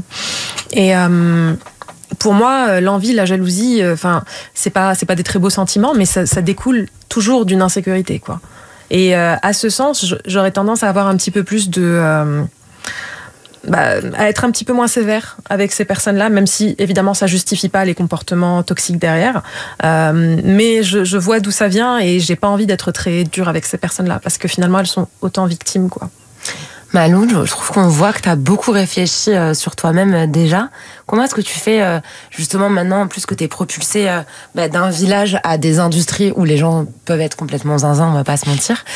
Comment tu fais pour réussir à lutter justement contre l'envie, celle que tu peux ressentir vis-à-vis de parcours d'autres, mais aussi celle qu'on peut ressentir à ton égard. Comment tu t'en protèges ? J'ai l'impression que jusqu'à aujourd'hui, tout ce qui m'a amené à être à la place que j'occupe, c'est parce que justement j'ai toujours essayé d'être juste autour de moi et j'ai beaucoup travaillé aussi pour en arriver là. Donc j'ai l'impression que ça me rassure dans le fait que je puisse un peu compter sur moi-même à plein d'endroits. Et au-delà de ça, le film est interprété ce personnage qui, vous allez le voir si vous découvrez Diamant Brut au cinéma, est très colérique. Moi, je suis quelqu'un d'assez introverti de manière générale. J'ai jamais eu trop de grands groupes de potes. Je suis jamais trop allée en soirée ni rien. Et en fait, c'était hyper libérateur de faire sortir toutes ces choses que j'avais en moi, de parler en plus d'un sujet qui est important, c'est un film aussi qui montre des agressions quotidiennes que peut subir une femme, qui montre aussi cet état de compétitivité en permanence. Et du coup, et aussi d'avoir été accompagnée par une réalisatrice et des productrices qui étaient tellement impliquées dans tous ces combats-là, hyper bienveillantes en permanence, ça m'a aussi permis d'avancer sainement. mais c'est aussi beaucoup lié donc à l'entourage, bien sûr, et donc je fais mon petit bonhomme de chemin et je continue à penser que la valeur du travail elle est très importante et que voilà, c'est la seule chose que je puisse faire. J'ai pas le contrôle sur le reste, donc j'avance tranquillement et puis on verra où ça me mène. Avant de poursuivre cette discussion justement sur nos chemins, sur ces enjeux de rivalité aussi et toutes ces sortes d'embûches qui se mettent en travers, on va écouter 2 titres sur Move.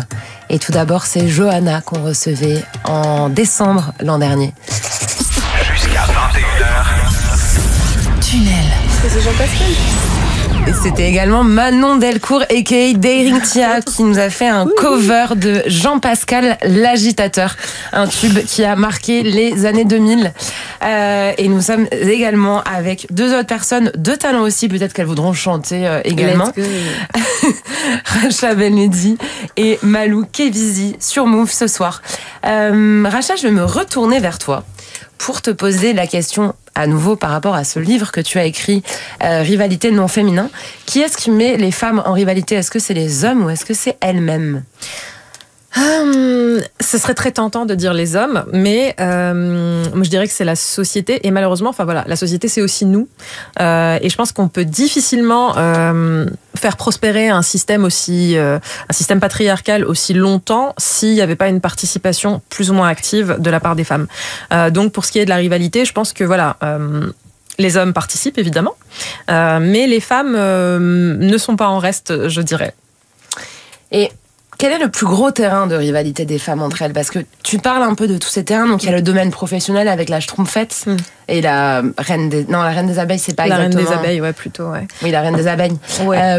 Il y a la Schtroumpfette, pardon, c'est plus dans une communauté en fait donnée. C'est ça. Il y a le domaine amical, donc avec le boys club. Il y a aussi le domaine amoureux, donc avec soi et l'autre, toujours la figure de l'autre, que ce soit l'ex, la rivale supposée, enfin voilà. C'est quoi le plus gros terrain de rivalité ? Et moi, j'en ai vraiment identifié 2 et qui sont à chaque fois liés à l'insécurité personnelle, quoi. Déjà, il y a le côté amoureux. Alors, je précise que ça concerne uniquement les femmes hétéros, parce que je parle, de là où je suis, c'est-à-dire une femme hétéro. Et je pense que voilà, on nous fait très très vite comprendre qu'il va falloir batailler pour pouvoir avoir l'homme qu'on veut, pour pouvoir avoir le meilleur homme possible. On nous fait très vite comprendre qu'il y a plus d'hommes que de femmes. Ça, c'est quelque chose que j'ai toujours entendu depuis l'enfance. Il y a plus d'hommes que de femmes, donc bon, il y en aura pas pour tout le monde, comme si on en voulait. Mais globalement, j'ai identifié donc vraiment la partie amoureuse et aussi une rivalité qui va se créer à cause d'une autre insécurité, mais qui sera pas forcément une insécurité amoureuse. Ça va être une insécurité physique, ça va être une insécurité par rapport au travail, une insécurité par rapport au fait d'avoir un enfant ou pas. Il y a toujours une petite faille qui va créer justement cette insécurité, qui va générer des comportements toxiques éventuellement. Merci. Dans un monde misogyne qui tue, viole, etc., tous les jours, est-ce que c'est un mécanisme de survie que de ne pas vouloir être comme les autres ? Parce que tu citais tout à l'heure des influenceuses masculinistes, ça semble un peu étrange comme contre son camp quand même, de se dire ok, alors moi je vais me battre pour que les femmes comme moi ne gagnent pas plus de droits et que les hommes en gardent un maximum. Mais est-ce que c'est pas à nouveau une façon de dire coucou, moi je suis avec vous, donc me faites pas de mal ? Oui, bien sûr, c'est une forme de survie. Enfin, finalement, ces femmes-là, elles trouvent leur compte quelque part dans cette situation-là. Par exemple, je sais pas, moi j'imagine une femme qui est mariée avec un homme aisé, finalement, elle a un quotidien confortable. Pourquoi est-ce qu'elle aurait envie qu'on mette un coup de pied dans la fourmilière et qu'on fasse changer ça, quoi ? Il y a souvent, des femmes, il y a aussi, je pense aussi aux femmes qui sont... dans des positions d'autorité, des positions de pouvoir, qui justement sont très satisfaites de ça et qui ne comptent pas justement faire monter d'autres femmes avec elles parce qu'elles ont bien conscience que il y en aura qu'une. Je veux dire, si on autorise une femme à des positions de pouvoir, on n'en autorisera pas 2 ou 3. Donc voilà, ça va être des meufs qui vont être dans une attitude hostile aux autres femmes qui elles aussi aimeraient pouvoir évoluer, alors que ce serait si simple de leur ouvrir la porte, quoi. Et tu dis d'ailleurs dans ce livre, pour le coup, en le lisant, il y avait plein de trucs dans lesquels je me reconnaissais. Tu parles à un moment des réalités des femmes racisées. Bon, c'est un truc évidemment que je ne connais pas, donc c'est pour ça que je vais revenir t'interroger dessus. Tu donnes des exemples de meufs maghrébines qui disent qu'en fait, il y a d'autres femmes maghrébines qui leur en ont mis plein la gueule dans le taf. Tu te cites un exemple de femmes noires qui ont aussi été confrontées à d'autres femmes noires, de femmes asiatiques. Est-ce que tu peux nous en parler de cette spécificité aussi ? En fait, c'est une espèce de syndrome de la Schtroumpfette intersectionnelle. C'est-à-dire que le syndrome de la Schtroumpfette, c'est un concept qui a été forgé par une journaliste qui s'appelle Kata Polite, qui a justement établi que dans plusieurs œuvres culturelles, il y avait souvent une équipe totalement masculine et on mettait une femme pour faire bonne figure, comme la Schtroumpfette parmi les Schtroumpfs finalement. Et ce trope-là, c'est quelque chose qu'on va retrouver justement dans la culture, mais on va aussi le retrouver dans l'entreprise. C'est-à-dire qu'il y a des femmes qui sont très satisfaites d'être les seules parce qu'elles savent qu'il n'y a qu'une seule place pour une femme de toute manière. Là où ça devient intersectionnel, c'est quand on se retrouve justement dans un environnement professionnel qui fait peu de place aux personnes racisées et on va avoir des femmes qui vont se retrouver... qui vont réussir justement à intégrer ces milieux-là et qui vont justement tout faire pour que d'autres personnes qui leur ressemblent ne puissent pas intégrer ces milieux-là. Parce qu'elles ont conscience que leurs milieux sont que leurs positions sont très précaires, sont très peu stables et qu'on ne fera pas plus de place à d'autres personnes qui leur ressemblent. Et ça, c'est quelque chose que j'ai énormément vécu dans ma vie. Toutes les fois où j'ai eu des problèmes dans le milieu professionnel, c'était souvent des femmes maghrébines, enfin c'était toujours des femmes maghrébines avec lesquelles j'ai eu des soucis finalement. Et ça, c'est une expérience que j'ai retrouvée chez beaucoup d'autres femmes, quelle que soit leur origine. Elles avaient toute une histoire similaire à me raconter et je pense que ça vaut le coup de se pencher dessus dans le sens où ça dit vraiment beaucoup de la précarité des personnes racisées. Déjà qu'en tant que femme, c'est compliqué, mais alors quand on est une femme racisée, voilà, on est à l'intersection de toutes les injustices et forcément ça va créer des réactions peut-être un peu défensive. J'ai choisi un titre qui est pour vous trois, qui vous ira très bien au niveau du titre, parce que je pense qu'il faut quand même réussir à se célébrer, même quand on est, ma foi, dans une constante rivalité, plongée là-dedans par la société. C'est Jul tout de suite sur Move. Et vous êtes dans Tunnel sur Move ce soir. Et nous parlons de plein de choses, en fait, de l'image de la femme, de la beauté, de la superficialité, des standards qu'on nous impose, des rivalités aussi entre femmes et de toutes les misères que ça peut engendrer. Et j'aimerais avec vous, Malouk Evizi, Racha Belmedi et Manon Deirintia, qu'on vienne sur un sujet qui suscite toujours énormément de discussions, la question du beauty privilege. Est-ce que ça existe, le beauty privilege ? Et qu'est-ce que c'est ? Oui. Alors qu'est-ce que c'est ? C'est simple, c'est ce traitement préférentiel envers les personnes qui sont vues par la société comme étant belles. Bon, c'est horrible parce que la société actuellement te dira donc c'est une personne qui est plutôt mince, qui est blanche. On est sur des cheveux assez clairs, des yeux assez clairs, et les algorithmes même sur TikTok le prouvent parce que c'est les contenus de ces gens-là qui sont poussés. Mais oui, ce truc-là existe. Pas ça. Ouais. Ça a été prouvé Ça a été prouvé en fait avec des tests, des gens qui ont créé des faux profils grâce à des IA justement, et les profils avec exactement le même contenu qui était toujours poussé en avant, c'était plutôt des profils très caucasiens. Mais non. Ouais. Enfin, il y a toute une étude carrément d'une fac à San Francisco qui a été faite là-dessus, c'est assez deep. Moi, je suis pas tout à fait d'accord par rapport au beauty privilège, dans le sens où, pour moi, évidemment que la vie est plus simple quand on est perçu comme une belle personne, quand on est perçu comme belle. Je pense que ça facilite les choses d'un point de vue professionnel, ça facilite les choses d'un point de vue amoureux. Quand on veut s'habiller, on est certain de trouver des vêtements à sa taille, des choses comme ça. Donc oui, je pense que ça facilite le quotidien, mais je dirais pas que c'est un privilège pour autant, parce que pour moi, un privilège n'est pas censé disparaître. Parce qu'au bout d'un moment, quand on devient plus âgé, du coup, comme disait Despentes, on est exclu du marché de la bonne meuf, en fait. Et on n'est plus concerné, et ce beauty privilège peut disparaître assez facilement. Et pour moi, je pense qu'on peut pas parler d'un privilège quand en fait, on risque de le perdre en prenant 10 kilos.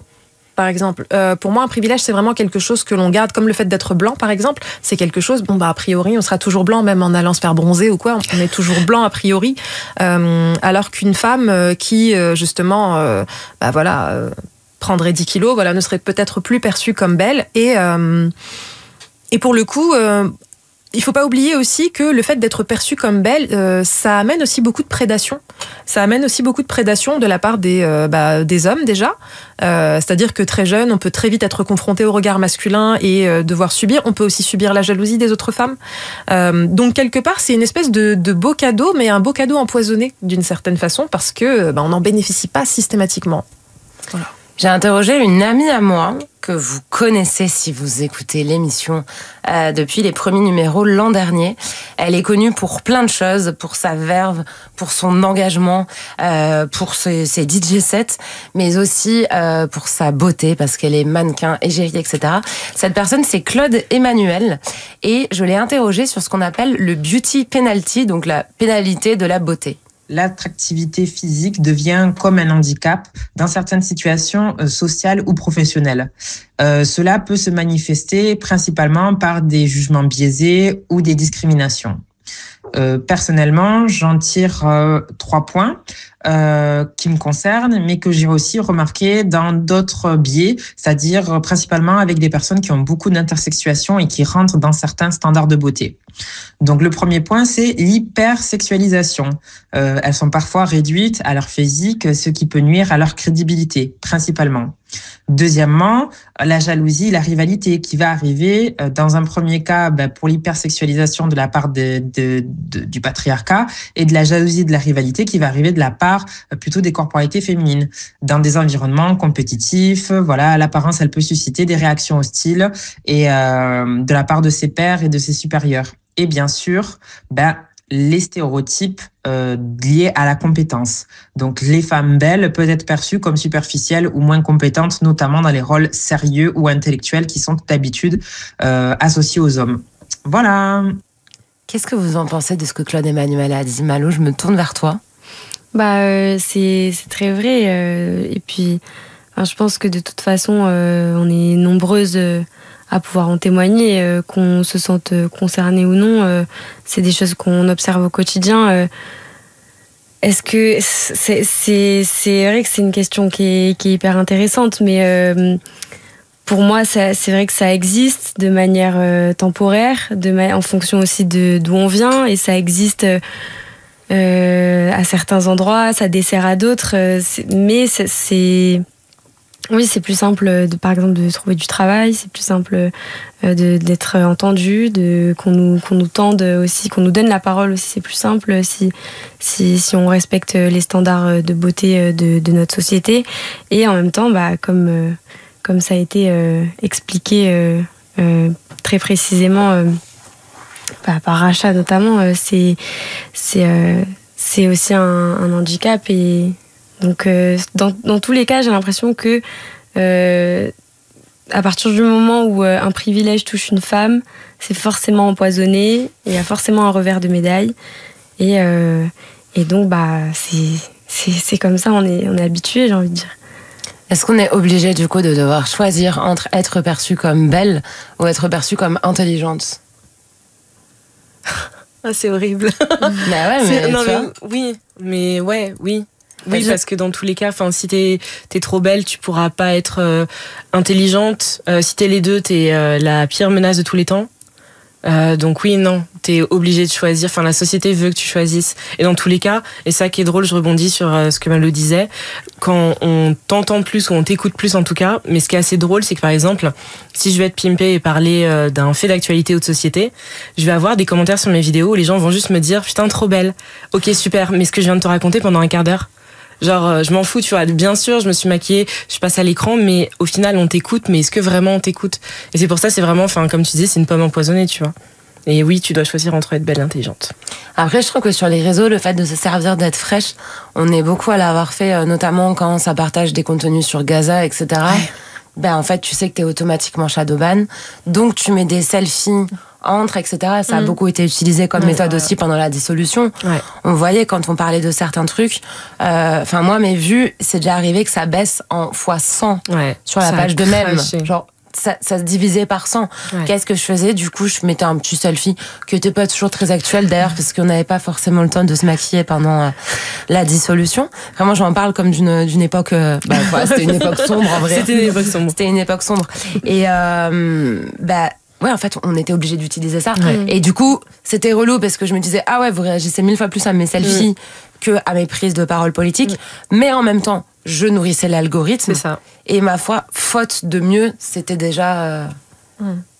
Non, mais je me souviens aussi, justement, tu parlais de la dissolution, le moment où on a commencé à faire des espèces de petits montages où on montrait en fait que ça, c'est un truc dont t'avais beaucoup joué le RN, pardon, enfin c'est pareil, où en gros, ils mettaient beaucoup en avant le fait que Bardella était mignon, enfin ça se discute. Ça se discute, et que voilà, on le mettait beaucoup en avant pour justement attirer les petites ados et tout ça. Et j'ai trouvé ça très drôle quand justement les partisans des LFI ont commencé à faire la même chose. Et du coup, on avait des trucs de genre Antoine Léaumont, beau gosse, Sébastien Delogu, Rima Hassan. Enfin, c'était vraiment très très drôle à voir. Et je sais pas dans quelle mesure ça a réellement pesé dans l'élection, mais en tout cas, oui, c'était très drôle. Mais d'ailleurs, ça me fait penser, j'ai vu un truc récemment sur un média que je ne saurais pas citer malheureusement, mais sur la campagne de Trump, ils ont beaucoup utilisé sa petite fille sur TikTok, qui parle à quel point, qui parle d'à quel point son grand-père est un monsieur formidable, qui montre ses petites sessions au golf, tous les cadeaux qu'ils lui font et à quel point ils sont une famille normale et elle est toute jolie, toute mignonne et apparemment ça a pesé aussi pour adoucir l'image de ce vieux monsieur. Mais c'est la technique toujours de toute façon d'utiliser la famille et les femmes de l'entourage notamment. Ouais, bien sûr. On pourrait prendre plein d'exemples de mecs célèbres qui ont été accusés des pires choses et qui du coup mettent en avant leur vie de couple, mettre en avant leur vie de famille et qui parfois envoient même les femmes au charbon pour les défendre d'ailleurs. Qui viennent dire non mais il est génial avec moi. Oui ma belle, il est génial avec toi mais enfin heureusement d'ailleurs. Ouais. Oui et puis dans le cas de la petite fille de Trump, elle est hyper jeune, elle est pas du tout politisée, j'imagine qu'elle comprend pas et que effectivement c'est juste son grand-père et qu'elle fait ce que lui demande sa famille. Enfin, c'était tellement en plus impossible de se positionner et de dire non quand t'as une famille comme les Trump qui font pression sur toi pour que tu fasses des vidéos TikTok pour la campagne. Enfin, en plus le consentement là-dedans il est nul. C'est infernal. Il y a rien qui est bon, qui est sain là-dedans. Racha, c'est quoi ton analyse avec ta casquette de journaliste qu'on va t'inviter à enfiler sans plus penser aux rédactions où tu as pu passer, etc.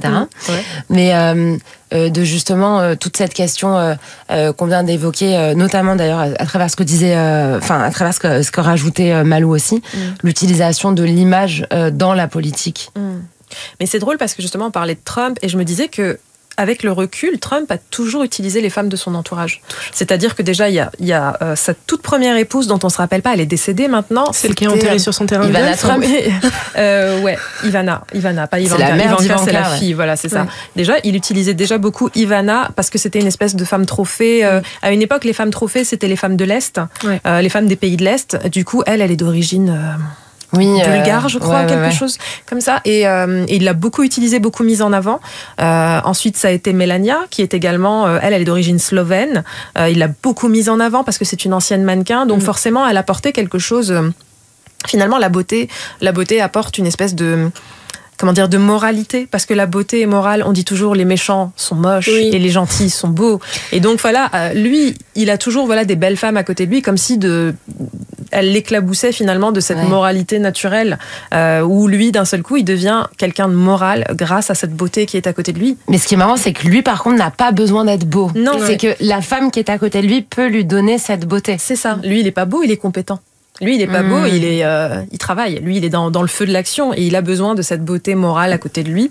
Il utilise aussi beaucoup sa fille, qui est une jolie femme. Il la met beaucoup en avant. Bien sûr. Enfin, c'est quitte à même d'ailleurs être tendancieux avec sa propre fille. Extrêmement limite. Ah oui, très problématique. Alors, même le mot limite, je pense qu'il l'a un peu dépassé. T'avais vu ça justement sur sa famille, Malou aussi, avec Ivanka. Des fois, il y avait des trucs où il disait très très bizarre. Si c'était pas ma fille, j'essaierais d'être avec elle, ou oui, j'aurais couché avec elle. C'est totalement mon genre de femme. Regarder son corps. Sale. De toute façon, on confie toujours le rôle de la beauté aux femmes, toujours. Pas le rôle des hommes. Et effectivement, les comportements problématiques qui vont avec le pouvoir, la richesse et l'origine, c'est hard. Mais c'est quoi du coup le contraire de toute cette quête d'artifice, de superficialité? Est-ce que c'est on le voit aussi, il y a des pique-me de la superficialité ou justement de la connaissance qui vont étaler leur culture et leur supposée bonne connaissance des codes sociaux et de tout ce qui fait la bonne culture, c'est-à-dire l'histoire, la politique, l'art, que sais-je. Est-ce que c'est accessible à tout le monde aussi, ce modèle-là d'anti-superficialité? Mais absolument pas, parce que là, en plus, on est à l'intersection de deux discriminations, c'est-à-dire celle de genre et la discrimination de classe. C'est-à-dire que voilà, il y a une culture légitime qui est une culture qui est validée par des personnes d'origine pas prolétaires, des personnes aisées et majoritairement des hommes. C'est-à-dire que quand on est une jeune femme prolétaire, ben forcément, les avis qu'on peut avoir sur la culture sont forcément pas pertinents. Et il y a très peu de place qui est laissée à ce type de culture, alors que finalement, c'est celles qui font vivre les cultures dites légitimes. Parce que on sait très bien comment ça commence. Le rap, c'était extrêmement méprisé, et aujourd'hui, voilà, c'est devenu quelque chose de respectable. Il y a des rappeurs qui sont très respectables. Il y a même des rappeurs très intello. Enfin, je pense à des profils comme, je sais pas moi, Oxmo Puccino en son temps, qui est très très respecté et qui est, par contre, je pense très peu écouté par les classes populaires. Mais voilà, finalement, voilà, ces classes populaires, elles nourrissent les classes les plus aisées. La créativité vient de là, elle vient de la rue, elle vient des personnes les plus modestes, finalement. Et c'est quand même assez absurde de se retrouver à créer une culture légitime et une culture illégitime, alors que finalement... toutes ces œuvres-là, on les classe finalement par rapport à ce qu'elles nous apportent, à ce qu'elles nous font, si elles nous font du bien, si ça nous fait plaisir de les écouter. Et pour moi, il n'y a pas de culture illégitime à partir de là, quand on ressent du plaisir et quand on est heureux, voilà, tout simplement d'écouter ce type de contenu. Parce que là, ce dont on discutait depuis tout à l'heure, notamment par rapport à la chose politique, c'est qu'on est de plus en plus dans l'image plutôt que les mots. Et pour autant, quelqu'un qui va être trop dans l'image va être critiqué pour ça, ce qui est un énorme paradoxe. Manon, toi, tu décryptes tout ce qui se passe sur les réseaux sociaux dont tu es une figure, parce que ça fait longtemps que tu es là. Tu trouves que les choses évoluent comment ? Les choses n'évoluent pas, parce qu'en fait, j'ai l'impression qu'on a tendance à croire que ça évolue vers le positif. Mais c'est faux. Enfin, je veux dire, on a eu toute l'émergence du mouvement Body Posy et les gens se sont dit, ah, ça y est, le monde change, tout change. Non, non, non, ce n'est que de l'hypocrisie qui est placardée sur toutes les marques qui l'utilisent tant qu'elles en ont besoin. La diversité est arrivée, ça y est, le monde change. Non, non, non, c'est encore que de l'hypocrisie. Donc en fait, le monde ne change pas. Le monde utilise uniquement les minorités et les gens qui sont laissés sur le côté pour son propre bien, pour la thune comme d'habitude, et une fois que ces gens-là ne sont plus utiles, ils repassent au placard. Je veux dire, des marques comme je vais penser à Lacoste ou Agnès B qui crachaient justement sur les rappeurs et sur la rue pendant très longtemps. Dès que certains profils qui étaient un peu plus blancs, un peu plus mainstream sont sortis, ça y est, le rap les intéressait, et dès qu'on passe à autre chose, on passe à autre chose, et c'est juste d'utiliser à chaque fois ces courants-là. Donc non, je trouve que ça va pas vers un arrangement. Et tu parles justement du body positive, on sait qu'il y a aussi la mode, donc on en parle en début d'émission, du make-up naturel, qui à nouveau est quelque chose de classiste, puisque tout le monde n'a pas les moyens d'aller faire des injections, on va pas se mentir. Faut le dire à Alicia Keys, ça qui était ah oui, insupportable. Insupportable. Ah, c'est vrai ? C'était elle, madame No Make-up, qui partout sur toutes les émissions. Mais arrêtez de vous maquiller, d'accord, mais dans ce cas-là, veux-tu bien payer pour moi tes rendez-vous à $1 500 chez ton fashioniste? Mais surtout qu'elle a été critiquée pendant des années parce qu'elle avait une acné assez sévère. Oui. Elle avait des problèmes de peau, et une fois qu'elle les a réglés, ces problèmes de peau, là, d'un seul coup, elle est devenue très anti-make-up, comme si c'était accessible à tout le monde d'avoir une peau parfaite sans make-up, et c'était extrêmement hypocrite de sa part, bien sûr. Et d'ailleurs, tant qu'on parle d'Alicia Keys, on va parler de quelqu'un qui prend cher dans ton livre, alors que c'est une figure que je vois tout le temps adorer. Moi, j'ai toujours eu du mal avec elle, sans trop savoir mettre de mots dessus, mais je me disais, vas-y, en fait, c'est pas à moi, en tant que meuf blanche, d'arriver et de dire c'est pas une figure pour moi. Mais bref, Beyoncé, est-ce qu'on peut en parler ? Est-ce que c'est un crime de lèse-majesté ? Est-ce qu'on a encore le droit de critiquer Beyoncé ? Non. En fait, si tu veux, Beyoncé, c'est quelqu'un que j'apprécie en tant que performeuse. Je pense que c'est une super chanteuse. Je pense que c'est une danseuse incroyable et qu'elle tient sa scène vraiment comme une vraie pro. En revanche, je pense qu'il y a énormément, il y a très peu de corrélation entre son discours politique et ses actes. C'est-à-dire que c'est quelqu'un qui se revendique comme étant quelqu'un d'extrêmement politique. qui se revendique comme une grande féministe. J'ai vraiment beaucoup de problèmes avec ça parce que je ne vois vraiment pas de corrélation entre ses propos et ses actes. Dans le sens où je ne comprends pas pourquoi elle avait fait... alors, je suis pas spécialiste, mais elle avait sorti un album où elle se faisait appeler Mrs. Carter ou quelque chose comme ça. Elle mettait beaucoup en avant le fait qu'elle était mariée, qu'elle était la femme de Jay-Z, alors qu'elle avait déjà eu un nom, elle avait déjà un nom très célèbre, mais elle avait quand même besoin de mettre en avant son mari à côté. Et je pense qu'elle insistait beaucoup sur ce côté traditionnel. Donc ça, c'était assez dérangeant d'un point de vue féministe. Ensuite, j'ai l'impression que son féminisme est assez... c'est un féminisme assez libéral, c'est-à-dire que c'est énormément basé sur le fait d'avoir le même salaire que les hommes et tout ça, ce qui est très bien. Mais c'est ce qu'on appelle aussi le féminisme choice feminism, on dit en anglais, qui est vraiment axé sur le fait d'avoir le choix, mais tout en faisant de la merde à côté. C'est-à-dire que je suis à quatre pattes à poil à côté de mon mari pendant que lui il est habillé, mais c'est mon choix. Alors que ça alimente quand même des représentations qui sont pas terribles.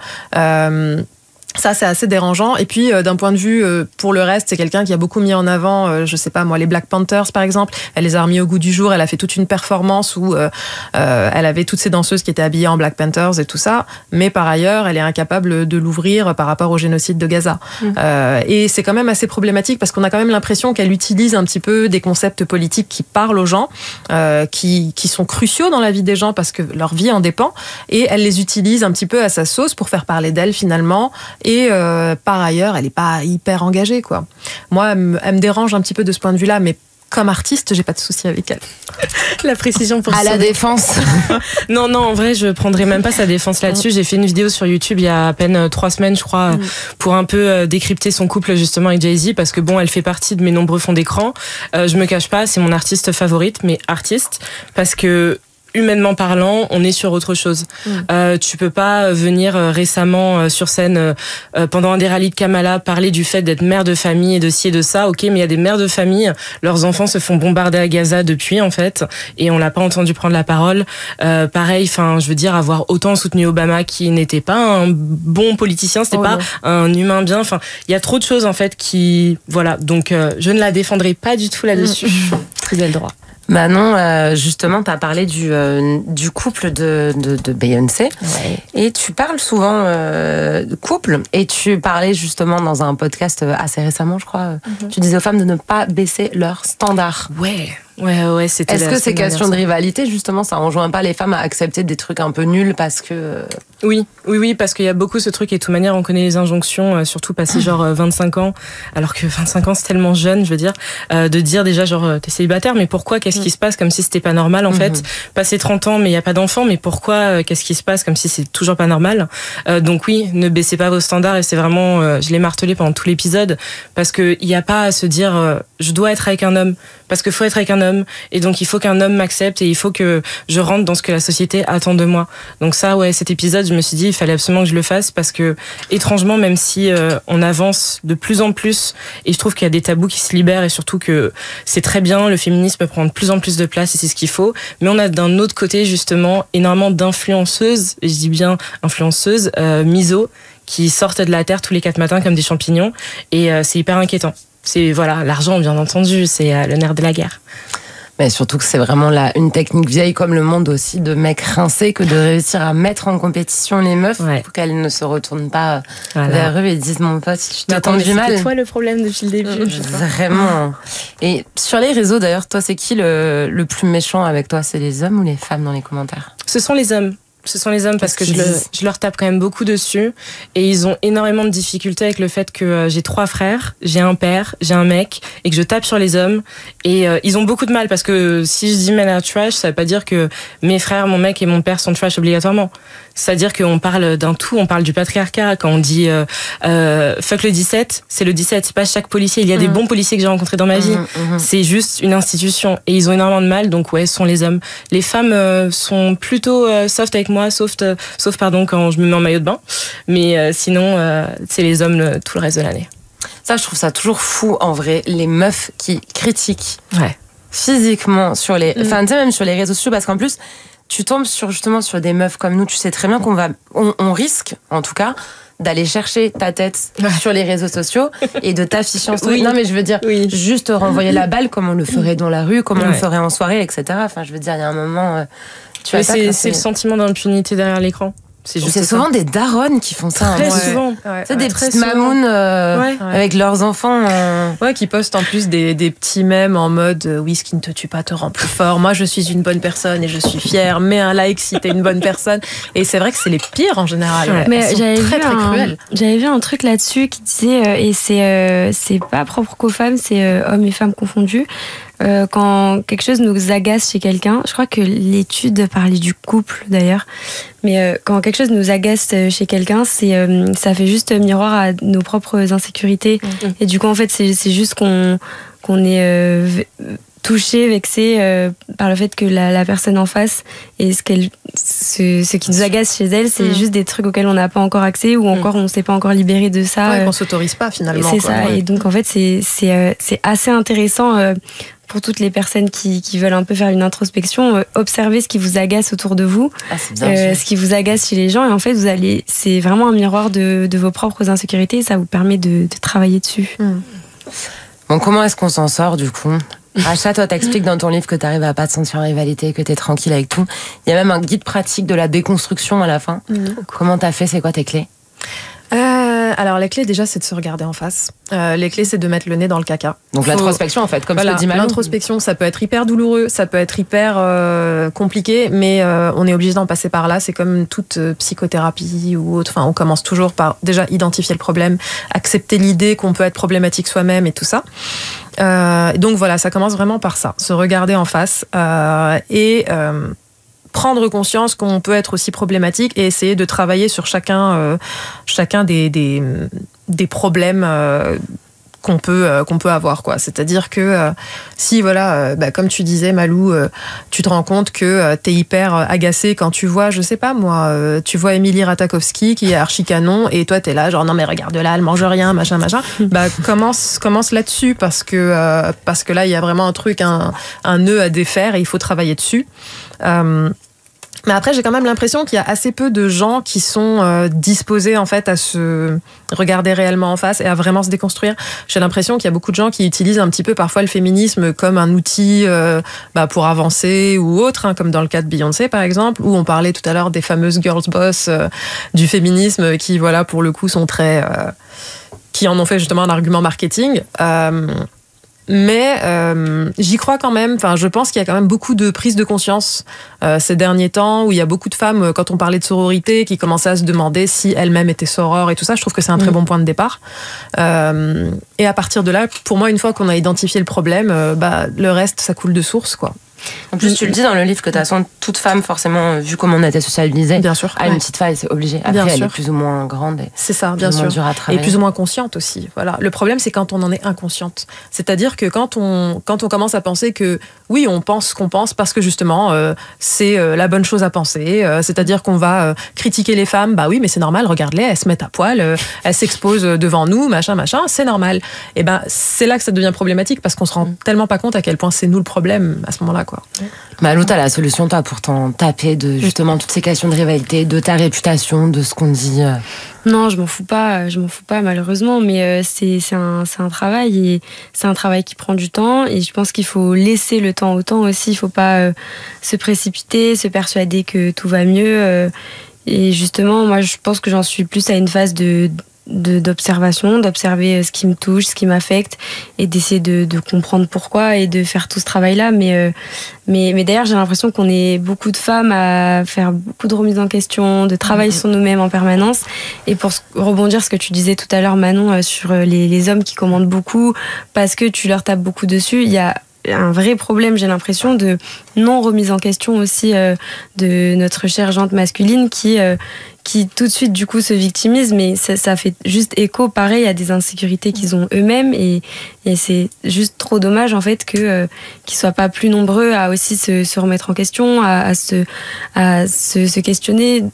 Parce que enfin, nous, on se remet beaucoup en question parce que c'est plus difficile pour nous dans la société de manière générale. Et donc, on fait aussi un travail pour que ce soit plus simple et pour se comprendre, pour aller mieux. Mais comme j'ai l'impression que pour une majorité d'hommes, c'est plus simple, ils ont moins tendance à à faire ce chemin-là et en tout cas à essayer de le faire. Et donc ça creuse encore les inégalités que met en avant le patriarcat, etc. Donc voilà, moi je fais ce petit chemin tranquillement de mon côté, mais ce serait bien qu'on soit plus nombreux à le faire. Les hommes chez le psy. On va terminer sur une toute dernière question qui va être absolument réjouissante. Juste après ça, sur Move, qui représente pas mal tout ce qu'on a dit sur tout ce qu'on dit d'absolument atroce sur les femmes, c'est Kalika sur Move, chaudasse. Tunnel, le bruit et l'humeur. Et pour rebondir sur cette toute dernière chanson et sur le fait qu'on nous fait chier constamment avec nos réputations, avec aussi toutes ces rivalités dont on a beaucoup parlé ce soir et ces injonctions constantes et contraires. Une question me vient pour vous trois très chers invités. On va à Tanaland ? Ouais. Direct. Mais on habite à Tanaland. On n'y va pas juste, on y habite.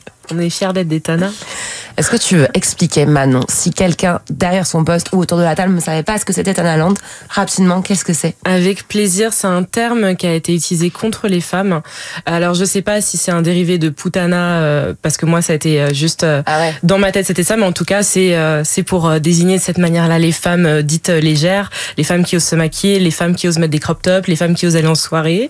Et donc derrière, heureusement, une jeune petite meuf sur TikTok avait repris tout ça en disant let's go, en fait on va créer Tanaland et soyons toutes des citoyennes de Tana parce que apparemment c'est ça qu'on est, donc assumons-le fièrement. Tu connaissais ? Je connaissais pas, c'est trop bien. Est-ce que tu veux rejoindre l'équipage qui va à Tanaland ? À fond la caisse, Tana Forever, les gars. Bon, Malou, est-ce qu'on peut te retrouver dans les salles obscures, du coup, j'imagine ? Ouais, on peut me retrouver dans les salles obscures depuis hier pour Diamant Brut. Donc, foncez, franchement, je trouve que c'est un sujet hyper actuel et qui fait du bien. Donc, allez-y et dites-moi ce que vous en pensez. Et on va revoir ta tête un peu partout, dans plein de projets, mais tu reviendras à la limite nous en dire plus. Où est-ce qu'on peut te suivre sur les réseaux sociaux ? Sur Instagram, Malou Kebizi, MALOU-KHEBIZI. Merci beaucoup Malou pour ta venue. Racha, où est-ce qu'on peut te retrouver ? Et dans toutes les bonnes librairies. Voilà, j'ai 2 livres qui sont en librairie en ce moment. Voilà. Les livres qui s'appellent Rivalité. Non, je suis tellement nulle pour faire ma promo. J'ai Rivalité non féminin qui est sorti en 2022 et À votre service qui explore un petit peu ce que c'est que les métiers du service. C'est un sujet féministe aussi. Qu'est-ce que ça implique de travailler là-dedans et ce qu'on peut faire pour améliorer les conditions de vie de ces personnes-là. Et c'est toujours en librairie, c'est sorti en février. Et sur les réseaux sociaux ? C'est uniquement Instagram. Les autres réseaux sociaux, moi, Twitter, ça m'a toujours fait peur, j'y ai jamais été. C'est vrai ? Ouais, j'y ai jamais été. Même quand j'étais journaliste, j'y étais pas, ça me faisait trop peur. Et du coup, c'est Racha Belmedi sur Instagram. Merci beaucoup Racha. Merci à toi. Et Manon, je me tourne vers toi. Où est-ce qu'on peut te retrouver ? Où est-ce qu'on ne peut pas me retrouver ? On peut me retrouver Elle est partout. inhésitable. Non, si on peut m'éviter sur Twitter dans tous les cas, vu que c'est fini depuis longtemps. Mais donc Instagram, YouTube, TikTok, sur Threads sous Daring Tia. Et bien entendu dans Night Confessions. C'est sur Threads au final, quand tu vois ce que je veux dire. Voilà, mais bon, je pouvais pas m'empêcher d'avoir un fil d'actu. Sur Pinterest, Facebook, copains d'avant. Partout, gens de confiance, où vous voulez, je me serai. Et bien sûr, dans le podcast Night Confessions, 2 fois par semaine sur toutes les plateformes. Eh bien, merci beaucoup. Je suis très contente d'avoir eu cette discussion avec vous. Je vous rappelle, derrière vos posts, qu'elle est en replay. Si vous voulez la partager à tous vos amis eux et amis sans eux aussi, parce que c'est toujours pas mal aussi qu'ils puissent un petit peu écouter. Et on se dit à la semaine prochaine, toujours au même endroit, sur Move, le jeudi de 19h à 21h. C'est tout musique après moi. Salut.